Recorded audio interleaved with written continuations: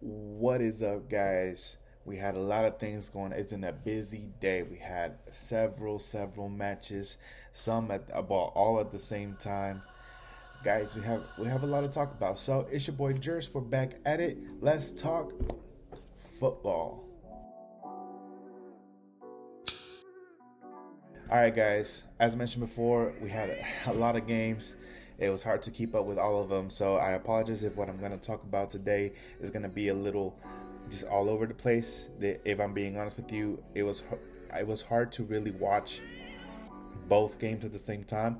Well, you either have to focus on one or the other, but I'm going to do my best to really just talk the best that I can about what happened in each one. Okay.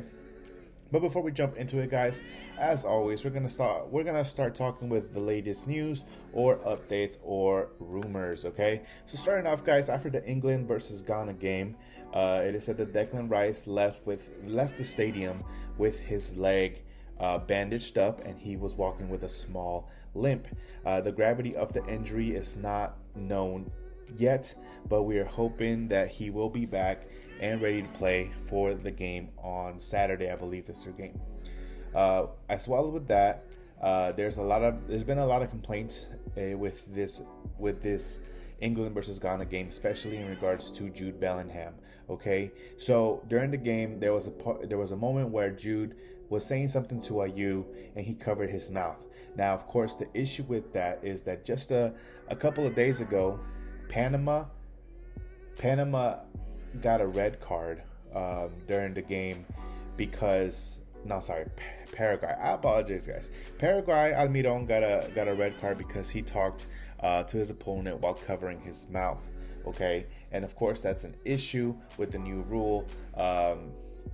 After the Vinicius situation in Champions League this past year. So people are criticizing this moment because Jude Bellingham at that moment did deserve to have a red card. But of course, it wasn't brought up to the refs. I think since this is a new rule, it's really hard for people, especially the refs, to really remember.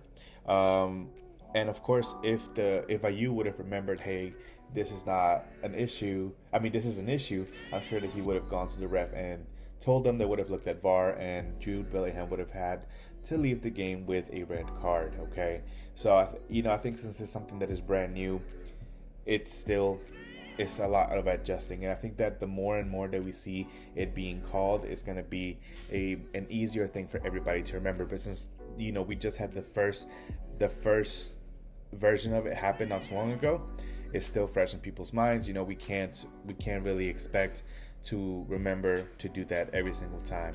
Although it is a really good advantage to whoever decides to tell the ref, that's an easy red card compared to any other way that you could get one, right?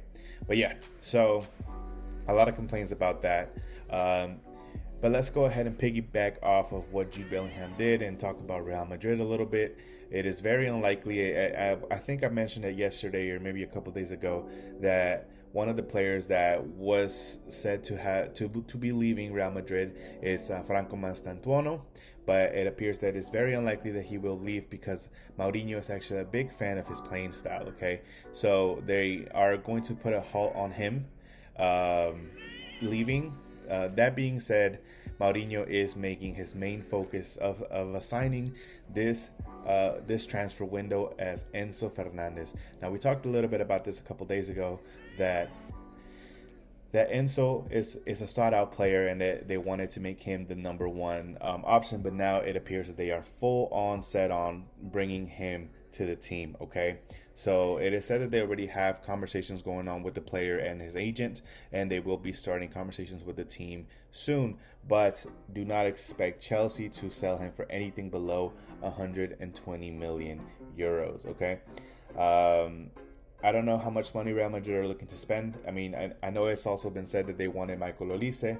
Michael Olise is going to be at least 220. They want to surpass that initial release clause from Neymar to PSG many years back. So that, man, if Real Madrid has the budget for it and they have everything, to make this new Galacticos, I think that they should go for it. But it's all on Mourinho and Fiorentino at this point. Moving on, guys. Jeremy Doku has returned from Belgium. He did go to witness the birth of his son. There was a lot of criticism going behind him because of that, and especially because they compared him to the goalie of South Korea. He also did his wife did also give birth to their baby, and he did not go. So a lot of people have been criticizing Jeremy Doku because it's the mentality of a you got to put your team first type of thing. If you ask me, guys, I think that he did the right thing. I don't think that there really is another, there's not another moment where you're going to experience the child, your first child being born. Okay, a person is only born once, guys. So I think that Jeremy Doku did the right thing, and his team is definitely behind him. And he has come back, and he will be available for Saturday's game, which is going to be a very decisive game for Belgium, and honestly a lot of the other teams in that group. Now, guys, moving forward, as stated in the previous video, Atletico Madrid are going to send a formal complaint to FIFA over Barcelona negotiating with Alvarez behind their backs. It is something that it was inevitable. Alvarez going out and making that public statement. It is said that was a little bit of pressure from the Barcelona side to see if that would be something that would push Atletico Madrid to go ahead and sell him, to keep away any sort of bad publicity. I think that Julian really wants this Barcelona move, and although it was hinting that Real Madrid could still end up taking him away from Barcelona, his agent, Julian Alvarez's agent, has said that there has been absolutely no contact from the Real Madrid team, not interested at all. Okay, so guys, as we said before, this is an ongoing thing. I don't expect it to end anytime soon, and we'll see where Julian Alvarez does end up. But that is all of the news, guys. We're going to go ahead and hop on to what the World Cup brought us today. And it brought us a lot. It has been a busy schedule, as you guys know. But we're going to try to hit it all while we're here, okay? So Switzerland did beat Canada 2-1. Man, I think that Switzerland really took the command of this, with an early goal at the 46th minute by Vargas. And after that, I think that not having Alphonso Davies has really damaged Canada in this tournament. Although they have had a good tournament so far, I can only imagine how much Alphonso Davies can bring to this team. I really hope that he will be back for the bracket stage, but I think that one of the things that Canada did show today is that they really try to push for that tie to the very, very end. At the 57th minute, Johan Monsambi scored the second goal, and at minute 76, Promise David scored the first and only goal that Canada did have. All right. With that being said, Switzerland end this group in first place. Canada ends in second, and they unfortunately they're the only team out of the three hosts that did not end first. That's unfortunate, but I do still see a lot of potential in this Canada team in the round of 32s. So let's hope for greatness, guys. Let's keep moving, okay? Bosnia versus Qatar. This game, it was actually the one that I was not looking at, but I did make sure to go back and look at the highlights, and man, I'm glad that I did, because in the 29th minute, Karim Alaibegovic scored a beautiful goal. He got past the defender, he juked the defender, got wide to the right side, and scored a banger from outside the box. And there was nothing that the goalie could do about it, right? Following up at the minute 34, it was shortly after, Zeko was looking to score his shot, but it deflected off of the defense, and the deflection was too out of range for the goalie to really stop it. With that being said, the second goal did go through, okay? At the minute 42,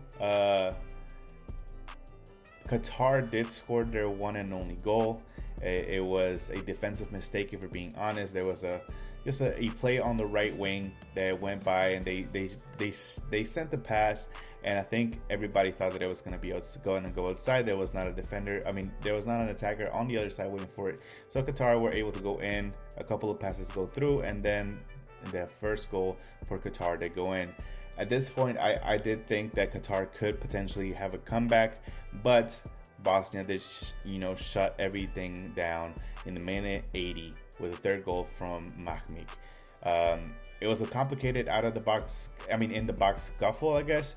And after several, blocks and deflections, it landed in the Bosnian player, and he was able to just, kick it in.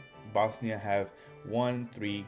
I believe that this, regardless of the win, it places them in third place of their group, but we're gonna talk about that at the end, about how the groups have ended. Okay, so Scotland versus Brazil. This was first and foremost, guys, the aliens did not come. If you guys have been keeping up in social media, there was a lady who has been having several dreams, terrifying dreams, about how during this game aliens were gonna come. They were gonna take Neymar with them, guys, and the rest of the Brazil team. But the first news about this, guys, is that they did not come for them, okay? So, Vini here scored 2 goals. He actually could have had a hat trick, but VAR did call his last one as a foul, so he only ended with 2, okay? But fun fact about this is that Vini has scored in all 3 games, and those are great numbers for him. I think that he's really looking to be one of, if not the best player in the tournament. Of course, he does have competition with Erling Haaland, Kylian Mbappe, Lionel Messi, and as of yesterday, Cristiano Ronaldo joined the conversation, okay? Matias Cunha did score the last goal, and of course, we cannot go on about this game without talking about Neymar making his debut in this World Cup. And the minute 76, he missed the first 2 games, and today he was officially cleared to come and be part of this team. It's been 3 years since Neymar has put on the jersey for Brazil and played for the national team. So congratulations to Neymar. We're glad to see him back. Okay, moving on, guys, we do have Morocco versus Haiti. Man, this was a roller coaster ride for everybody watching this game. All right, it was a heck of a game. It was a really close to making history for Haiti. Unfortunately, it just couldn't pull the upset, man. They started off in the minute 10 by an own goal from Bono. Hakimi did come back and tie the game in the minute 39. But let's talk about Wilson Insador in the minute 43. Man, he scored a banger of a goal.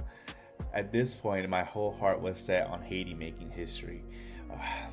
But, it was very short-lived because in the 43rd minute, in the 45th or 46th, I guess 45 plus 1 minute, Ismail Saibari, Bayern Munich's new signing, tied the game up, man. And the halftime break, I guess, did something because in the 78th minute, Rahimi took the lead, and then in the 89th minute, Yassine sealed the deal for this Morocco win, 4-2 versus Haiti. Haiti have left the World Cup as of today with 0 points, but at least they were able to score their 2 only goals in this tournament, okay? Yep. Perfect. Okay, so moving on, guys, we have South Africa versus Korea Republic. Man, this has to be the biggest upset of the tournament so far. South Africa has made history today with what they did, man. It's really such an upset. Korean Republic, to me, has to be one of the most impressive attacking Asian teams there is. I think that they could have done a lot more with Mexico, and today, man, it's crazy how much a 90-minute period can change things, because Korean Republic were going to end this group in 2nd place, and now they are 3rd. Man, okay, so in the 63rd minute, Tapelo marked this, he scored the goal, and Korea really tried. They did everything they could to try to make this tie, but you can only try so hard before, the game is over. And South Africa have made history, and they will be going on to the next round in this World Cup. All right, guys, the last game of today, and it's Czechia versus Mexico. Unfortunately, guys, Czechia is out of the World Cup. Mexico did destroy them with a 3-goal differential today. I don't really want to talk too much about this one because Mexico did what they had to do. They're really owning being the home team here, right? In the 55th minute, Mateo Chavez scored. In the 61st minute, Julian Quiñones scored. And in the 94th minute, Alvaro Fidalgo scored. Shouts out to Mexico, guys. This is the first time ever in Mexican history that they have won all 3 of their group stage games. All right, so they have finished this with 9 points. And let's talk about the groups real quick, okay? So we're gonna start off with Group A. We were just talking about Mexico. Mexico is top of their group in 9th place. I'm sorry, with 9 points, first place. After that, as we talked about, the Republic of South Africa is in 2nd place with 4 points. Korea Republic is 3rd with 3 points, and unfortunate for Czechia, they have left the tournament with only 1 point in the bag. Thank you for coming, guys. We love to see you guys. The World Cup has united a lot of people, but it is time to pack the bags. So shouts out to the top 2 making it straight, and Korea, we hope to see you guys push through from the best debate of the 3rd places. Okay. Group B, after today, unfortunate for Canada, but Switzerland is 1st place with 7 points. Canada will go through in 2nd place with 4 points with a goal differential to Bosnia, that will be in 3rd place with 4 points as well. And unfortunate for Qatar, they will be leaving the World Cup here with only 1 point.